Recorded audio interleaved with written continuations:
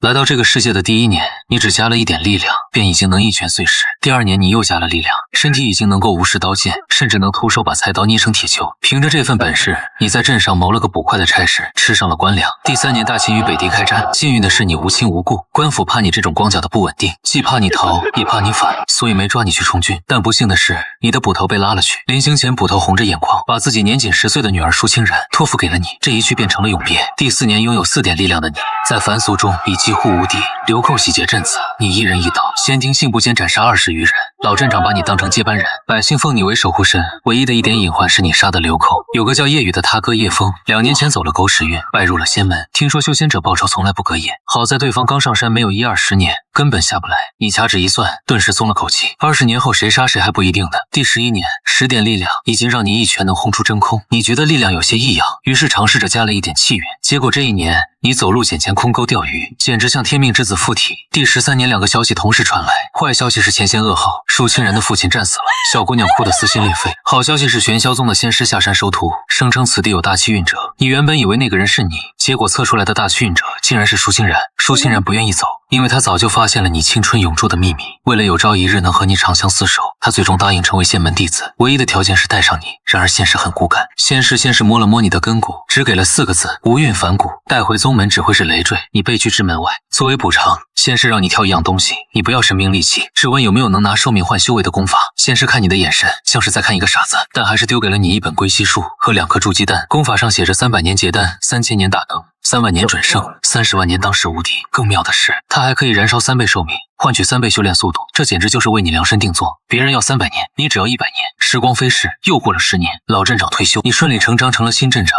此时你的面板已经相当华丽，力量20点，气运6点，你随手摘叶飞花，便能洞穿50米外的山岩。在高气运的加持下，归西术还进阶成了大归西术，你的名声渐渐传开，无数像护客慕名而来。被灭门的孤儿，被退婚的天才，经脉尽断的废柴，一个个一看就是主角模板的人物，跪在你门前求拜师，你一一拒绝。开什么玩笑，这种自带因果和仇恨光环的人，收一个就够你麻烦一辈子。这些人不肯走，干脆在镇上定居。好好的甘棠镇，硬生生被他们折腾成了一个小武林。某日有人想试探你的深浅，故意安排帮派在你的地盘上械斗，你端坐茶楼，甚至都没起身，只是手指沾了一滴茶水，屈指一弹，那滴水珠如炮弹般轰出，直接把挑衅者砸飞数十米，撞塌了半条街。众人骇然失色，危机退去。随后幕后主使现身请罪，原来是大秦镇武司的人想请你出山救国。你只问了一句：大秦没别的仙人了吗？因为你还记得自己刚穿越过来的时候，可是亲眼见过一位仙人从天而降，一掌拍灭一座城。正因为如此，你才决定安安心心苟着发育，怎么如今反倒没人可用了？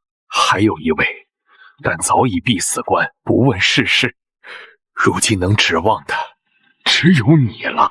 你从他口中得知，这方世界其实只是尘界，而真正的修仙世界在灵界。灵界修士若强行下到尘界，会被天道压制，所以很少有人下来。你听后恍然大悟，同时又有点欣喜。看来这个世界没多少真正厉害的人物，只要你苟上几万年，便能无敌于世。至于现在出山，你果断摇头，随后身形一晃，直接凭空消失。打仗那是另外的价钱，而且太危险，你坚决不去。又过了几日，镇上无缘无故出现了几具死状凄惨的干尸。同样的事情几10年前也发生过，你记得那时是依云道长处理的此事。然而这一次依云道长迟迟未到，最后等来的是他的尸体和一封遗书。遗书里写明，凶手是深山里一条即将化蛟的大蛇，靠吸食人气修炼。你看着遗书，问围观百姓：你们听说过搬山老叟的故事吗？那个老叟就是我。当夜你孤身入山，面对那座形如蛇尾的大山，拥有25点力量的你，缓缓抬起右拳，轰了一声，山崩地裂，整座大山被你一拳震碎。乱石之中，一条几10米长的巨蛇奄奄一息，巨蛇怒吼：我只差100人便可化蛟，你断我仙途，不怕遭天谴吗？不好意思，我不是这个世界的人，亏不亏这边天道馆还真不好说。随后又是一拳将蛇妖当场打死，没想到在气运加持下，已经从蛇身上得到了一缕蛟龙之气，掌握了远程杀伐的手段。此刻你估算自己的战力已经接近筑基8、9层。次日百姓们发现那座大山凭空消失，纷纷怀疑是你干的，于是他们给你取了个绰号“半步无敌”。为什么只是半步？因为还没见过你跟真正的仙人交过手。总之自那件事后，甘棠镇又迎来了一大批仰慕你的武林人士，而甘棠镇也因为这些江湖人彻底被改名成了小武林。不过这一切都和你关系不大。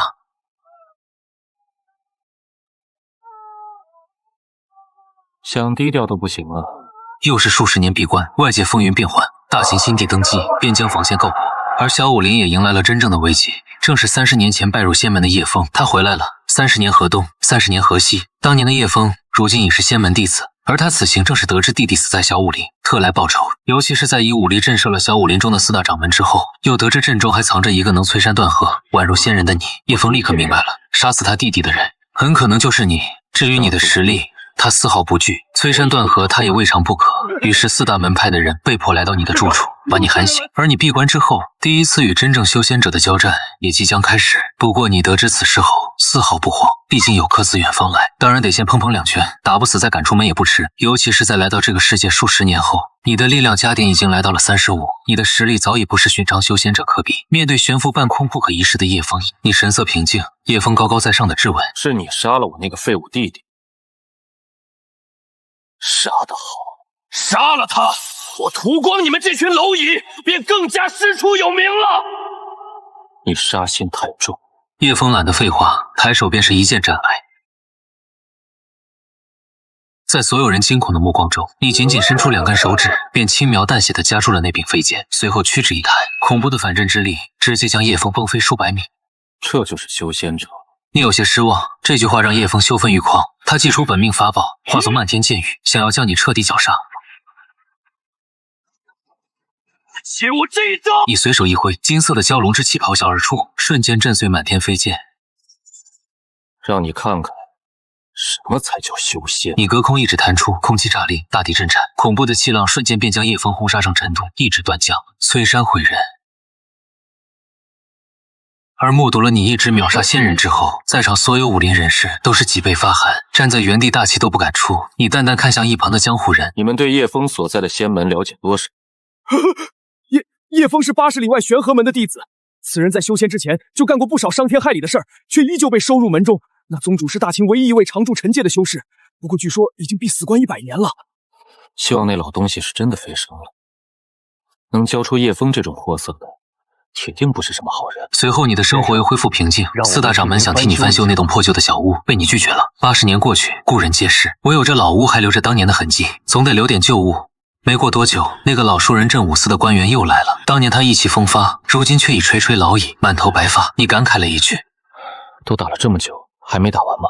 先帝驾崩，幼主继位，朝堂动荡，如今第1道防线已破，全靠长公主殿下熟读兵书，亲临战场，才勉强守住第2道防线。先生，大秦已无将可用，那些仙门也指望不上，如今只有您能救大秦了。长公主挂帅，大秦是没有将领了吗？怎么轮到一个女人出战？你原本准备拒绝的手停在了半空，老人见你神色淡漠，以为你还是不想去，于是咬牙道：长公主虽是女流，却有太祖之风。她说若大秦亡了，这天下百姓便会成为北狄圈养的血食。我没说不去。先生您也是从凡俗中走出来的，难道忍心看着？只是这大秦的将领都死绝了，还要一个女人顶着，确实有点不像话。先生若肯出手，定能平定战事。行了，别给我戴高帽。位置在哪儿？你戴上斗笠，老者连忙道：段霞关距此3000里。3000里吗？你骑马回去吧。话音未落，老人只觉一阵狂风扑面，吹得他睁不开眼。等他再睁眼时，屋内哪里还有你的人影，只有地面的青石板上留下了2个深达半尺的脚印。而在3000里外的战场段霞关，残阳如血，这座大秦最后的屏障此刻已摇摇欲坠，城墙之上尸横遍野。一面残破的龙旗下，长公主柳如烟一身银甲染成暗红，拄着断剑，大口喘息。她是这大秦皇室最后的尊严。而城关之外，黑云压城，数万北狄大军并未急着攻城，因为在半空之中悬浮着一名身穿血袍的老者。老者脚踏一具巨大的白骨法器，手中握着一面万魂幡，无数冤魂在其中哀嚎。他阴恻恻地笑道：小美人，本座乃蚩尤宗长老，看你有些灵根，若肯乖乖做本座的徒弟，本座或许可以留大秦皇族一丝血脉，否则今日便屠城炼魂。妖道，我大秦只有战死的公主，没有会生的皇族。敬酒不吃吃罚酒。血袍老者冷哼一声，手中万魂幡一挥，刹那间阴风怒吼，无数黑色冤魂凝聚成一只巨大的鬼爪，狠狠拍向城头。这一击名为幽冥鬼爪，乃是筑基后期的全力一击。凡人军队在这一掌之下，只会瞬间化作脓水。柳如烟绝望地闭上了眼，他怎么都没想到，只差最后一步就能守住国门，竟然会有修士亲自插手凡间战事。大秦要亡了。就在这千钧一发之际，苍穹之上突然传来一声破空声，所有人下意识抬头，只见一道青色流光如同陨石坠地，后发先至，狠狠撞向那只半空中的巨大鬼爪，没有任何华少法术，只有纯粹而蛮横的动能撞击。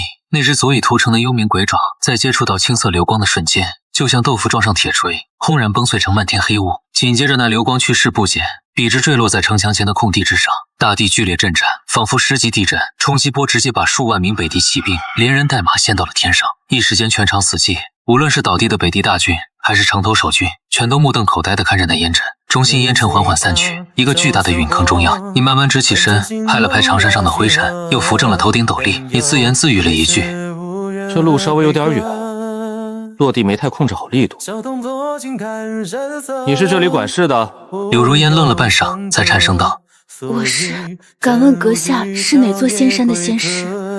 我不是仙师。你转过身，背对城墙，看向半空中那个同样有点猛的血袍老者。我只是个镇长，听说你们这里有人闹事，特来调解一下。空中的血袍老者神识一扫，你的身体毫无灵力变动，竟是个凡人。难道只是个练了点外家功夫的武夫？虽然不明白方才那鬼爪怎么碎的，但修士对凡人的蔑视早已刻入骨髓。老者顿时恼羞成怒，法诀一掐，击出一口赤红飞剑，化作一道血红，直刺你的眉心。柳如烟连忙惊呼：仙师小心！你站在原地动都没动，就在飞剑即将刺中你眉心的一瞬，你抬起右手，屈指一弹，那柄削铁如泥的下片灵气飞剑竟被你一根手指直接弹飞。不仅如此，巨大的反震之力还让剑身瞬间布满裂纹，随后咔嚓一声，断成无数碎片，本命法宝受损。空中的血袍老者猛地喷出一口鲜血，满眼惊恐：这不可能！你这是什么肉身？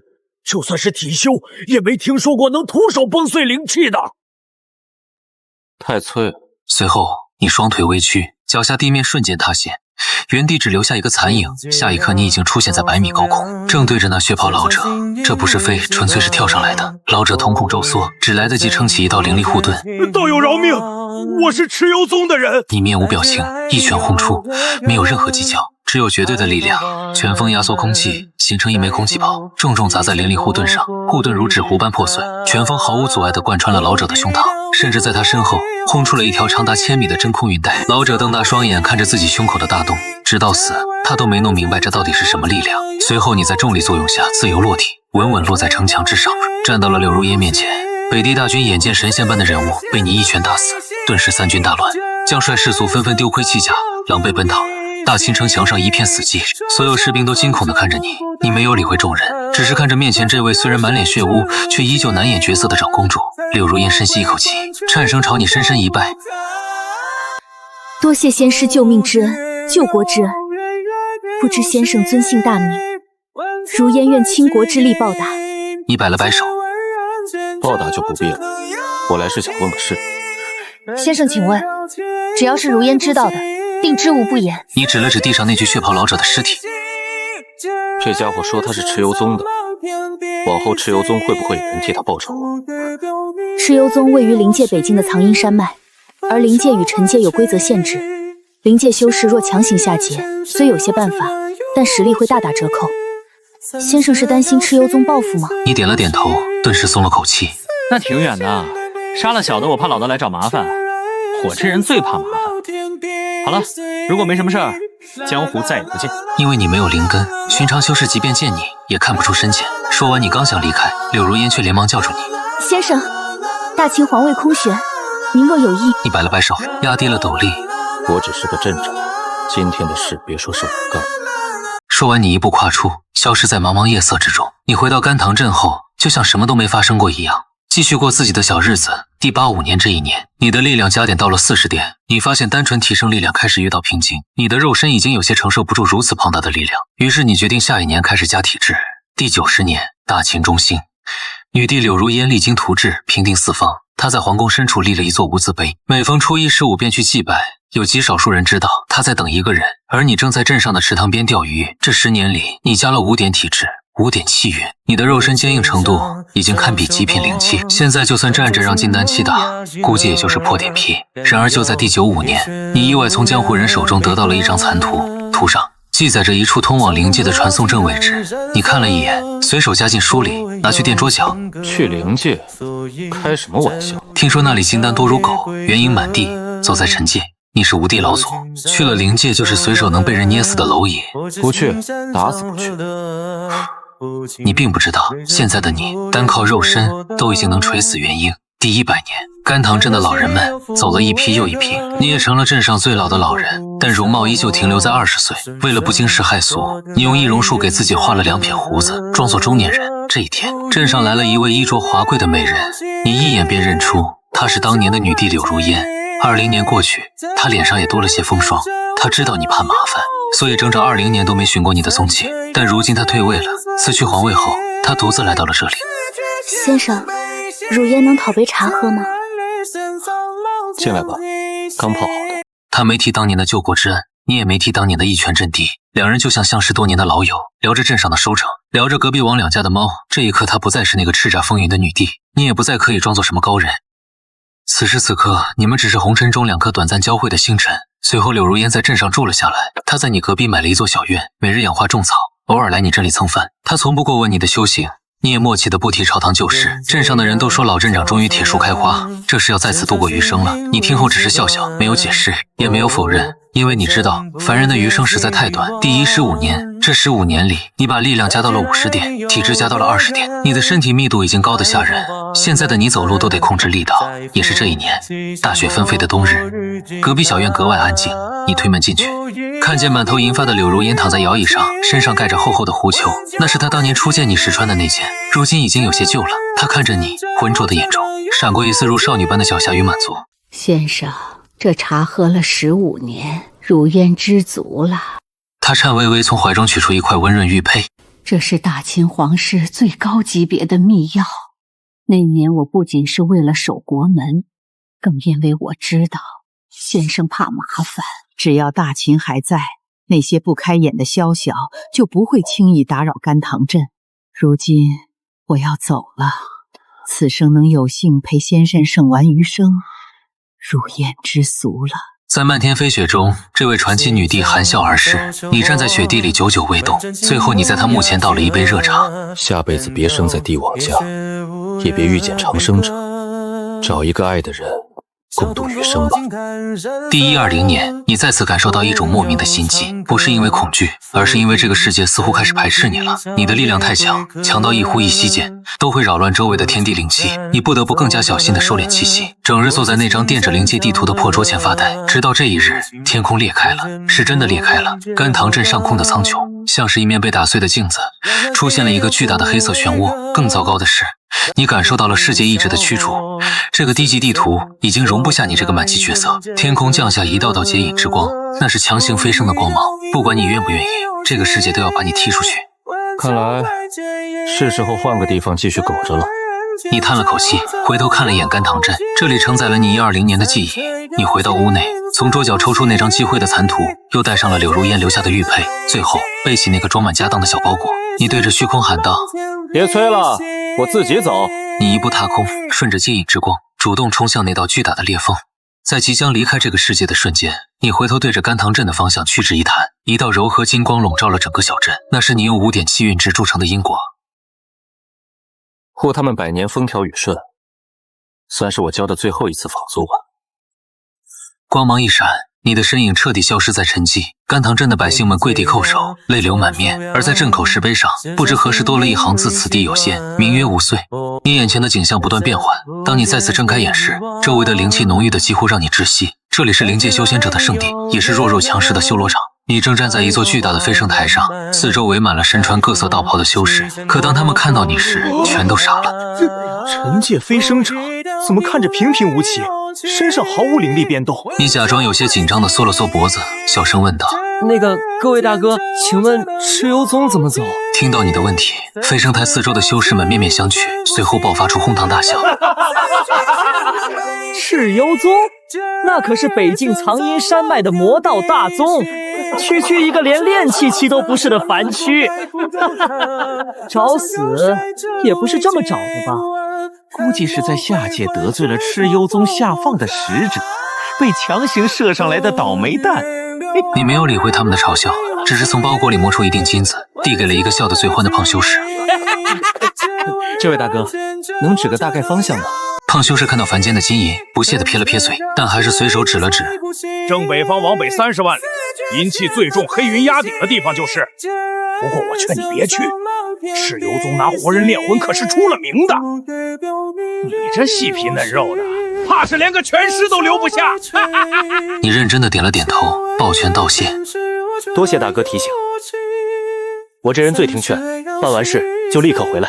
说完，你转身面朝正北方，双腿微微一屈，下一秒由万载玄冰石打造，号称连化神期大能都无法撼动分毫的飞升台，竟在你的脚下轰然碎裂。恐怖的反作用力掀起一阵18级大狂风，等他们灰头土脸的爬起来时，原地早就没了你的身影，只留下一圈深达100丈的巨大龟裂，以及天空中那道被肉身强行撕裂的真空阴障，全场死寂。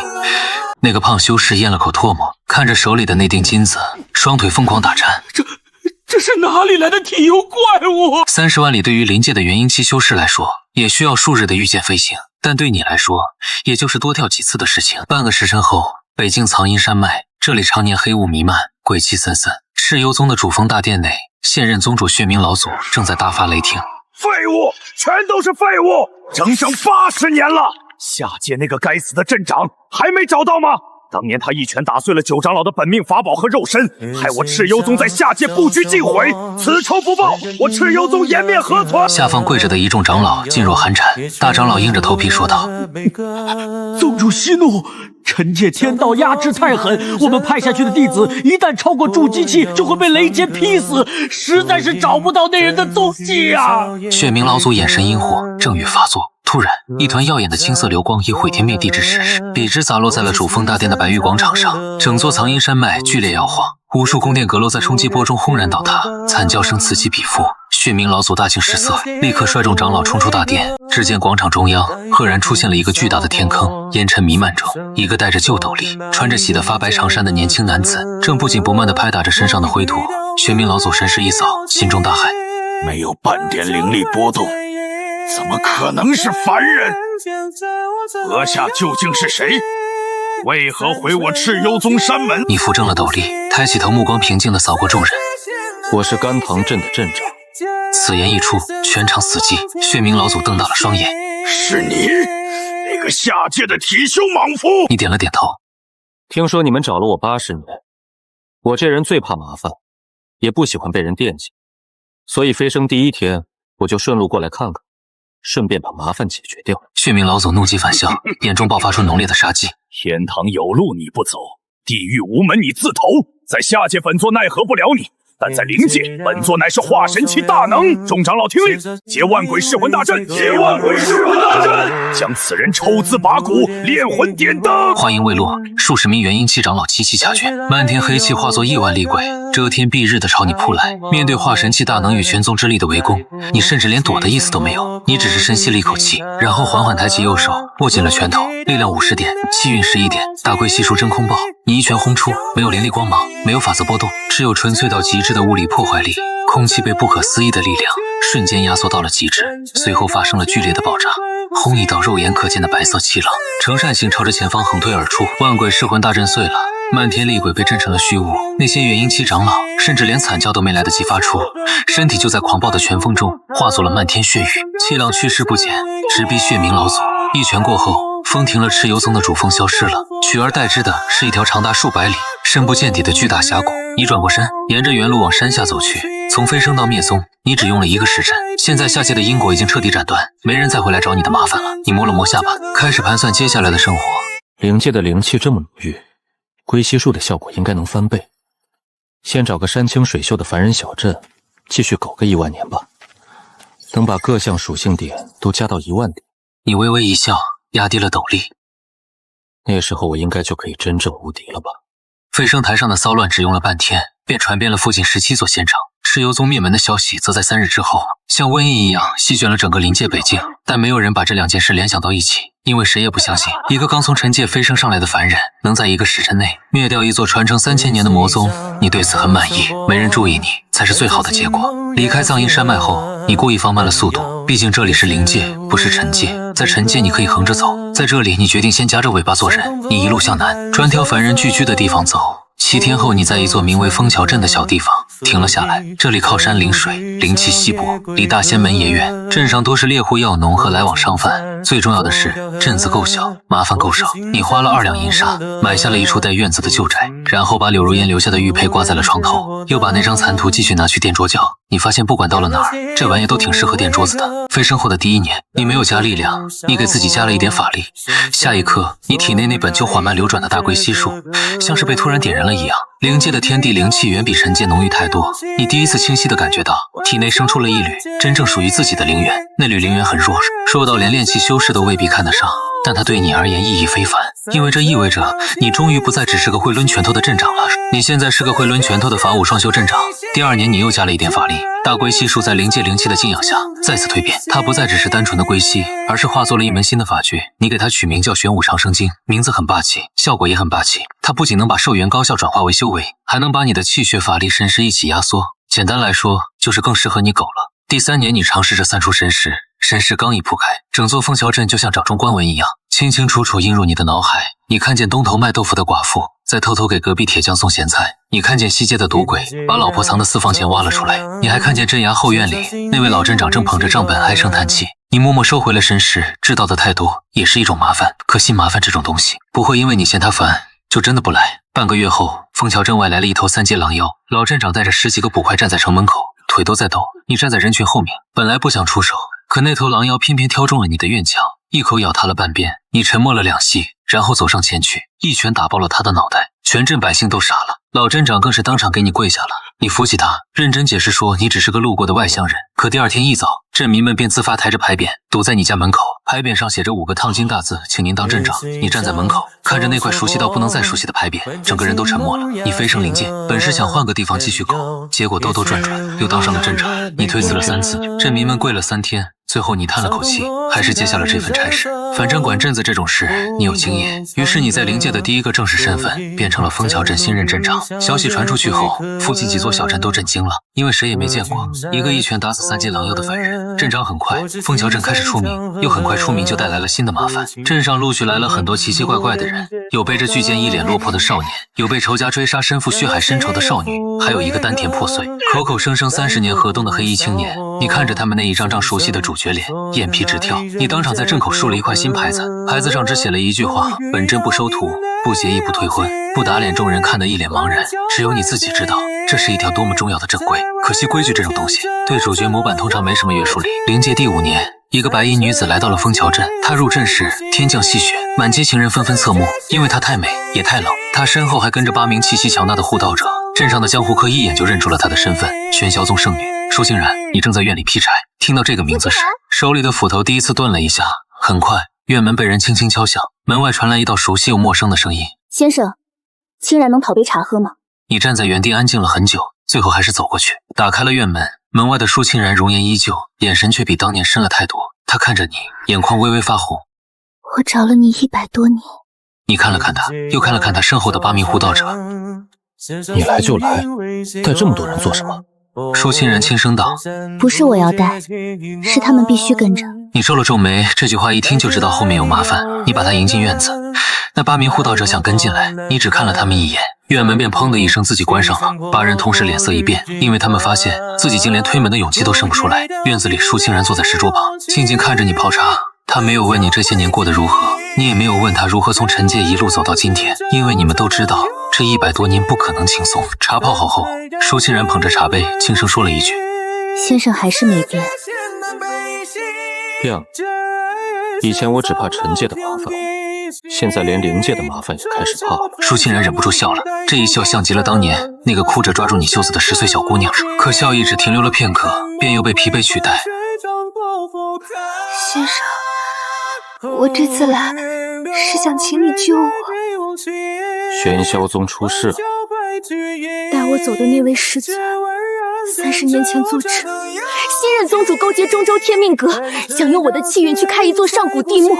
我若不从，玄霄宗上下便都会死。你沉默了片刻，然后叹了口气。我就知道，主角模板这种东西沾上就没好事。先生，后悔开门吗？有一点，但不多。舒欣然低下头，嘴角却微微扬起。他知道这句话的意思，其实就是不后悔。就在这时，院外突然传来一声冷喝：“生爷，宗主有令，请你即刻回宗。若你再与这不明来历的凡人纠缠不清，休怪我等不讲情面。”哼，茶还没喝完，就开始催了。他们一直都在。你点了点头，放下茶杯。他来了，麻烦通常也就不远了。果不其然，第3天中午，天命阁的人便到了。来的是一名黑袍中年人，他没有直接动手，因为他比玄霄宗那几个长老更谨慎。他站在阵外，隔着3里地对你拱了拱手。在下天命阁执事周斐，奉阁主之命前来请吴岁道友一叙。我不喜欢写。道友可知舒清然身怀天命气运，关乎一座上古地墓的开启。那是他的气运，又不是你们的。道友莫非要与我天命阁为敌？本来不想，但你们非要来我家门口说这句话，那现在算是了。阵外一片安静，周飞显然没想到你会把话说得这么直接。良久之后，他忽然笑了：“狂妄！我天命阁立足中州7万年，阁中合体大成不下双手之数。你纵有几分本事，莫非还能与天争命不成？”你听到这里，抬头看了看天。我以前在陈界的时候，也有人跟我说过差不多的话，后来他们都死了。周飞脸上的笑意缓缓消失，下一刻，他袖中飞出3枚古铜色命签，命签迎风变长，化作一方笼罩全阵的阵图。阵图之上，天机流转，命文交织，这是天命阁的成名手段，劫人气运，改人命数。枫桥镇上空瞬间阴沉了下来，镇民们只觉得心神恍惚，像是连魂魄都要被抽走。舒清然起身走到你身旁，低声道：“先生小心，这是真正的命数。”你点了点头，然后伸手抓住了半空中的一根命线。周斐的瞳孔骤然收缩，因为那根命线本该无形无质，只能以神念牵引，可现在它被你像扯绳子一样，硬生生从虚空里拽了出来。这玩意儿就是命。你看了2眼，觉得有点脆，于是你手上一用力，啪，整座阵图当场崩断。周斐如遭雷击，猛地吐出一大口血。这不可能！你怎么可能徒手触碰天命之线？你甩了甩手指，感觉有点意思。原来这就是气运和命数的用法。学到了。周斐听得浑身发凉，因为他忽然意识到，你不是在硬扛他的术法，是在现学。一个第一次接触天命术的人，只看了一眼就能徒手扯断命线，这已经不是怪物能形容的，这是艺术，真正意义上的艺术。他再不敢停留，转身就想施展遁法逃命。你坐在原地，没有起身，只是屈指一弹，一道无形气劲穿过3里长空，周斐整个人连同他的元神命盘、护身法宝一起在空中炸成了一团雾水，化得干干净净。这一日之后，枫桥镇彻底安静了，没有人再敢靠近，连路过的飞禽都刻意绕着走。你终于得到了几分久违的清静，可你也知道，这种清静不会太久，因为周斐死前已经把消息传回了中州。果然半个月后，天命阁3位推演大宗师同时开坛，他们想算你的来历，想算你的命数，想算你和舒清然之间的因果。结果第1位大宗师刚看到一片空白，便当场七窍流血；第2位大宗师连界外2个字都没来得及说出口，手肾便炸成了一地碎骨。第3位最惨，他强行推演到了甘棠镇，看到了一块石碑，石碑上写着5个字：此地有仙无岁，然后他便疯了。天命阁上下一片哗然，阁主亲自下令：传令，无岁者不可算，不可惹，不可进；违令者逐出天命阁。这帮人总算有个聪明。终于松了口气，舒清然坐在你对面，看着你慢吞吞的给茶壶添水。你看了一眼院外的夕阳，舒清然低声道：先生，你接下来打算怎么办？先继续住着，等再加几年属性点，等强到谁都打不动我的时候，我就更安心了。那我呢？你抬头看他，你想留就留，但先说好，我这里不收徒，也不收圣礼。舒清然眨了眨眼，那收什么？你想了想，收个蹭饭的倒也不是不行。舒清然怔了一下，随后轻轻笑了起来，这是他来到灵界后笑得最轻松的一次。于是枫桥镇很快多了一则新的留言：听说了吗？镇长身边那位白衣姑娘来头大得吓人，可在镇长面前啊，倒像个安安静静的小媳妇儿。镇长真是有本。你听见这话时，手里的茶差点喷出来。你本想解释，后来想想又懒得解释了。反正凡人的嘴总是闲不住的，与其让他们猜你是不是上古体修，不如让他们猜你是不是晚年开花。至少后者听起来没那么吓人。灵界第10年，你的力量加到了55点，体质加到了25点，法力也加到了5点，你的身世已经能覆盖方圆万里，你的肉身则真正跨入了一个你自己都说不清的层次。这一天夜里，你在院中练拳，只是随意朝天上递出一拳，结果万里之外，一颗路过的小陨星被你隔空打碎了。看着天上那团爆开的火光，陷入了短暂的沉思。坏了，我是不是又快强的有点离谱了？舒清然站在廊下，静静看着你。先生，你这句话听起来有点欠打呢。你认真想了想，是吗？那我以后尽量少说。可还没等你继续安稳多久，一个更大的消息便从中州传遍了整个灵界。上古地幕提前现世了，而木门开启的钥匙之一就是舒欣然身上的天命气运。与此同时，天命阁大荒圣地万妖山无量剑宗四方势力齐齐发出诏令，凡提供舒欣然与无岁行踪者，赏圣器一件；凡能擒住二人者，许一州之地。整个灵界都开始动了。你看这刚贴到镇口的悬赏榜文，沉默了很久，然后回头看向舒欣然。我就说吧，沾上主角模板果然麻烦一辈子。舒欣然抿了抿唇，那现在怎么办？你低头把榜文撕了下来，团成一团，随手丢进火盆里。火光映着你的斗笠，也映着你平静的有些过分的脸。怎么办？他们不是想找我们吗？那就别让他们找了。你缓缓起身，拍了拍衣袖上的灰，你说走就走，随即起身跟上。你一步踏出，地面瞬间炸开一个深坑。舒欣然只觉得眼前一花，四周景色便已疯狂倒退。中州很大，对灵界修士来说，大到穷尽一生都未必走得完；对你来说，也就是多跳几次。半个时辰后，你和舒欣然站在了天命阁山门之外。这里群山如泣，星轨垂天，99座侧天台高悬云海，的确有几分仙家气象。山门早已大开，没有阵法，没有埋伏，也没有杀气，只有一名白发老者独自站在山门前等你。舒欣然看了对方一眼，低声道：“这是天命阁阁主林森。”你看着那老头，觉得他比周斐顺眼得多，至少他没有一上来就说要选。林森朝你深深一礼：“无岁道友，老夫等候多时了。”你看了他一眼：“你们不是最会算吗？既然算到我要来，怎么不跑？”林森苦笑了一声：“因为老夫算了一夜，只算出一件事，跑得再快也快不过道友的拳头。”你直接问道：“悬赏是谁提的？”林森沉默片刻，还是如实开口：“大荒圣地提议，万妖山附和，无量剑宗点头，天命阁被迫参与，因为所有人都以为舒姑娘是开幕之孝。那实际上……”到林森抬起头看向你，眼神复杂的厉害。舒姑娘是钥匙之一，但真正让地幕提前现世的不是她，是你。舒欣然神色微变，你倒是不怎么意外。继续说。林森深吸一口气。那座上古地墓埋的并不是地，而是一位从界外坠落的仙。传说那仙死前污染了整片藏地海，后来被灵界先前联手镇压一样，外面才套了一层地幕抢机缘。如今封印松动，可老夫觉得他们抢到的多半不是抢机缘，而是麻烦。你听到麻烦两个字，立刻认真了许多。封印什么时候开？今晚子时，地点藏地海归墟门。你点了点头。林森犹豫了一下：“无岁道友，今晚去的人很多，大荒圣主、万妖山主、无量剑宗主，甚至还有几位闭关多年的老怪物都会到场。他们未必是你的对手，可那归墟门后面的东西，恐怕连他们自己都不知道是什么。”没事，人我不怕，我就怕东西。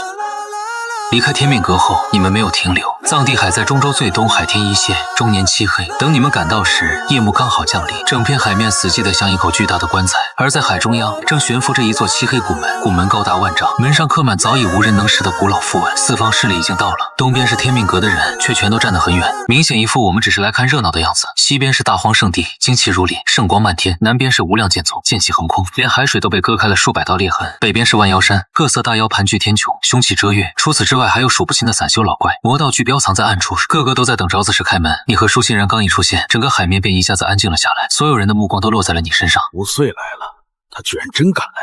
一个从尘界飞升上来的怪物，今日倒要看看他能狂到几时。海风很冷，你却只是低头看了看脚下翻涌的黑水。这地方风水不好。舒欣然轻声道：“先生是说他们？”你摇了摇头：“我是说门后面的东西。”就在这时，一道金光从大荒圣地阵营中升起，一名身披金袍的中年男子踏空而出，气势如日。东天大荒圣地纪伯常，无岁，把舒欣然交出来，本座可以当之前的事从未发生。你抬头看了他一眼，全场一片死寂。你算什么东西？纪伯常气得额头青筋暴跳。无岁，当真要与天下为敌？你很认真的想了想，我本来只是想找你们几个聊聊，但你们说话的语气让我不太想聊了。纪伯常怒极反笑好，那本座今日便领教一下，尘界飞升者到底有多大的本事。他抬手一招，一口古朴巨鼎从虚空中缓缓升起，鼎现之时，万里灵气齐齐塌陷，连海面都被压得下降了数十丈。有人惊呼出声：“荒天鼎！这是大荒圣地的镇教圣器！”镇荒天鼎轰然坠落，那一瞬间，天都像塌了半边。你站在原地，没有避也没有退，你只是抬起右手，单手托住了那口巨鼎。轰的一声，海面炸开千丈巨浪，可你的脚连1寸都没陷下去。全场修士目瞪口呆，纪伯常更是脸色巨变。这不可能！你掂了掂那口鼎，点了点头。确实，结实一点。下一刻，你五指微微一合，荒天鼎发出刺耳的悲鸣，鼎身之上，一道又一道裂痕飞快蔓延。纪伯昌喷出一口鲜血，惊骇欲绝的大吼：“快住手！”可惜晚了，只听咔嚓一声，荒天鼎当场被你捏得四分五裂，无数碎片坠入海中。纪伯昌整个人都呆住了。你随手把一块最大的鼎耳收进包袱里。这个先留着，以后烧水用。还没等众人从震惊中回过神来，无量剑宗那边忽然响起了一声剑鸣，一名灰衣老人踏着万剑而来，须发皆张，杀气冲霄。庶子，圣彼岂容你辱！无量剑宗谢鼎，请你赴死！你看着那铺天盖地的剑河，眉头微皱。你们剑修说话怎么都这么冲？谢鼎懒得废话，抬手一压，10万飞剑如暴雨般落下，整片夜空瞬间亮如白昼。你站在原地，缓缓伸出2根手指，然后朝前轻轻一夹，那10万飞剑竟像撞进了某种无形巨壁，齐齐停在半空。下一刻，你五指一握，整条剑河猛地收缩，10万飞剑在空中被硬生生捏成了一团巨大的铁球。谢鼎双眼瞬间赤红，我的剑！你屈指一弹，那颗剑球如流星般倒飞而回，谢鼎连同他身后的36名剑修当场被砸成一片灰雾，剑修阵营瞬间死寂。就在这时，海中央那座漆黑古门忽然亮了。舒欣然脸色微白，先生，他在看你。你也感觉到了，那不是错觉，门后的东西真的在看你。下一刻，古门轰然震动，一条粗大无比的黑色锁链从门缝中猛地崩断，在场所有人的脸色都变了。林森站在远处失声道：“不好，门不是要开了，是里面的东西要出来了。”门开了，一只惨白的手缓缓从门后伸了出来。那只手并不大，甚至看起来很普通，可当它出现的一瞬间，方圆10万里的灵气便全部死了，是真的死了，不再流动，不再呼吸，不再回应任何人的法诀。一名大成老怪惊恐尖叫：“仙师，那是仙师！”下一秒，那只手轻轻一按，那名大成老怪连同他周围数百名修士同时化作了无声无息的灰，全场大乱。刚才还高高在上的各方巨头，此刻全都疯了一样后退。有人施展血盾，有人燃烧寿元，有人甚至当场跪下磕头，可没有用。古门里的东西正在一点点走出来，那是一个浑身缠满断裂锁链的白衣人影。他没有眼睛，脸上只有一片平滑的苍白，可他抬头的一瞬，所有人都感觉自己被看见了。我还是第一次见到比我更想麻烦的东西。那白衣仙师缓缓抬起手，遥遥指向了你。刹那间，一股前所未有的危机感第一次真真正正的落在你身上。你脚下的空间开始塌陷，你的气血开始逆流，连体内的玄武长生经都发出了从未有过的轰鸣。你低头看了一眼自己的手臂，上面竟然裂开了一道细小血口。我来灵界这么久，你还是第一个打破我皮的。那白衣仙师自然不会回应，他只是向前迈了一步，这一步落下，藏地海直接蒸发，海面散发层层雾气，无数修士连惨叫都没来得及发出，便在白光中化为了虚无。白衣仙师彻底走出了古门，整片天地开始崩裂，天外甚至出现了一道巨大的黑色缝隙，像是整个灵界都要被它撕开。你抬头看了一眼那道裂缝，眉头终于皱了起来，因为你忽然意识到，如果让这东西继续闹下去，以后别说狗了，你可能连个安稳当镇长的地方都找不到。想到这里，你长长叹了口气。本来只想出门讲个道理，怎么又变成收拾烂摊子？舒清然看着你，忽然轻声道：“先生，如果这次打不过，你就先走吧。”胡说什么？你回头看了他一眼。我家还在风气镇，桌脚底下还压着地图呢。说完，你向前走了一步。这一刻，你不再压制自己的气血，也不再压制自己的神识，更不再压制自己的一身已经强到开始违背常理的肉身。轰的一声，你的气息第一次完整的在灵界展开。方圆10万里，山海齐鸣，无数还在逃命的修士，气息被这股纯粹到极致的生命威压，压得跪了下去。他身上的锻炼同时飞起，化作9条灭世黑龙朝你绞杀而来。你抬手抓住第一条，反手就把它当鞭子扔了出去。第2条黑龙被你直接抽爆，第3条被你一脚踏断，第4条缠上你的腰，却只来得及收紧一半，便被你用腹肌硬生生崩碎。远处一群观战修士看得头皮发麻，直接崩碎仙炼，这他娘的到底是什么怪物？白衣仙师终于不再硬拼，他抬手对着天空一抓，那道天外裂缝猛然扩大，无数诡异黑影从裂缝深处探出，像是想要借着这个机会降临灵界。林森看得魂飞魄散，他在开界门，他要把界外污染引进来。你听到界外2个字，动作微微一顿，然后你忽然想起了之前被天命阁推演反噬时，他们嘴里没说完的那2个字，界外原来说的是这个。白衣仙师显然察觉到了你的迟疑，他猛地一闪，瞬间出现在舒清然面前，伸手便抓向他的眉心。舒清然周身气运自动爆发，化作无数白金色锁链拼命阻拦，可在仙师面前依旧太弱，你眼神瞬间冷了下来。你找死！下一刻，你消失了。不是消失，而是因为太快，快到所有人的眼睛都失去了意义。不是消失，而是因为太快，等你再出现时，你已经站在仙师身后，而你的右手正插在他的胸口里。整片天地再次安静了。白衣仙师缓缓低头，看向自己胸前透出的那只手。你的手里正攥着一枚漆黑如夜的球体，那不是血肉之心，而是一枚不断跳动的死人。你第一次感觉到自己的手在发烫，那是来自更高层次力量的着手。你却没有丝毫犹豫，五指猛地握紧，砰！那枚黑色球体当场爆开。白衣仙师浑身一震，整个人像被抽走了所有，支撑身上的仙光开始迅速溃散。可他没有立刻死去，他那张没有五官的脸竟缓缓裂开一道缝隙，像是一张嘴。下一刻，一道沙哑到极致的声音直接在你脑海中响起：“原来是你！”你瞳孔微缩，你认识我？不是，你是和你一样的人。然后什么？他的声音断断续续，他的身体便开始彻底崩解。你皱眉追问，然后什么？白衣仙师沉默了一瞬，最后只留下4个字：不要上去。话音落下，他彻底化作漫天灰白色光线。那道被他强行撕开的界门，也在同一时间缓缓闭合。天地终于重新恢复了颜色，活下来的所有人都怔怔看着你，没有欢呼，没有喝彩，只有一种近乎本能的敬畏和恐惧。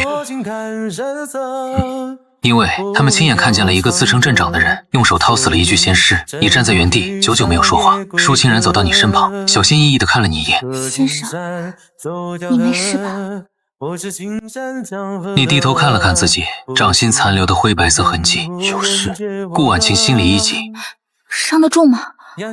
你摇了摇头，不是伤，是麻烦变大了。舒清然怔了一下，都这种时候了，你想的居然还是这个。就在这时，那座彻底敞开的古门深处忽然亮起了一道微弱光芒，神识一扫，神色微微一变，里面还有东西。舒清然顺着你的目光看去，要进去吗？你沉默了2息，本来不想，但刚才那仙师临死前的话，让你很难当作没听见，尤其是那句和你一样的人，尤其是那句和你一样的人。于是你点了点头，进去看看，看完就走。你一步踏入古门，舒清然紧随其后。门后的世界并不是墓，而是一片早已崩坏的灰白废墟。这里没有灵气，也没有时间流动的痕迹，只有一座残破石殿，孤零零立在废墟中央。石殿门口插着一块断碑，碑上没有灵界文字，也没有上古符文，而是你无比熟悉的字简体字。你站在碑前，第一次真正愣住了。舒清然看不懂那些字，只能轻声问你：“先生，上面写了什么？”你盯着断碑，一字一句地念了出来：“后来者，如果你能看到这行字，说明我已经失败了。我和你一样来自别处，也和你一样靠时间变强。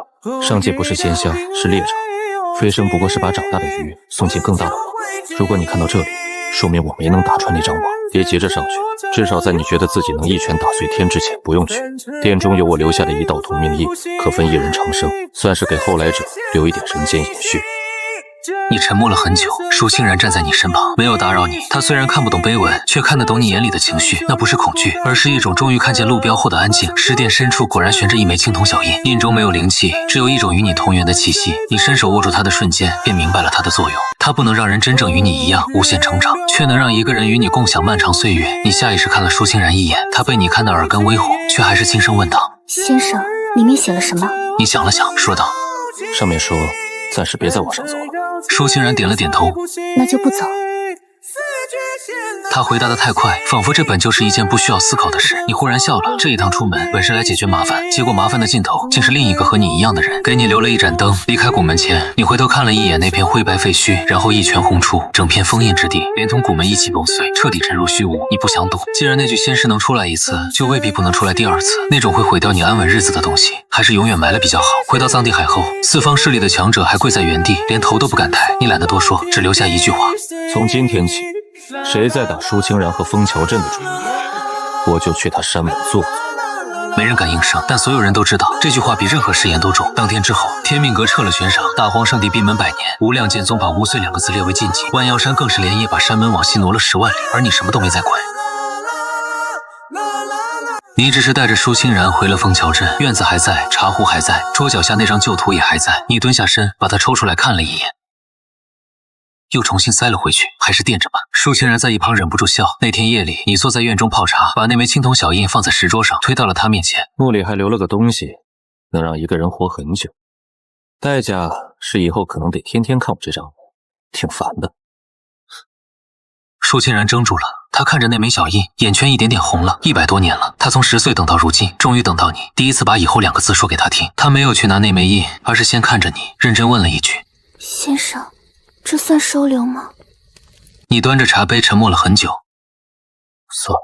舒清然这才笑着把小印握进掌心，月光落下来，照得他眼里像有细碎的心。那一晚枫桥镇没有雷劫，也没有异响，只有院里那盏旧灯亮了整整一夜。很多年后，临界依旧会有人提起那一夜的藏地海，提起那位一拳捏碎圣器，徒手掏死仙师的无岁。有人说他早已飞升更高处，有人说他隐居在某座圣地深处，还有人说他根本不是人，是某位上古大能转世。可谁也不会想到，那个让整个临界不敢大声说话的人，此刻正蹲在枫桥镇的灶台前，研究怎么用黄天鼎的鼎饵烧水更快。院子里舒清然在晒药，街口小孩子们追逐打闹，镇碑上的字被岁月磨得有些淡了。你站在门前看着人间烟火，忽然觉得这样就很好。上面那张网你迟早会去撕，但不是今天。今天你只是个镇长，要管收场，管邻里，管谁家的鸡又跑进了谁家的院子。至于无敌，至于长生，至于更高处的秘密，都可以再等等。反正你有的是时间，而这一次你终于也不再是一个人了。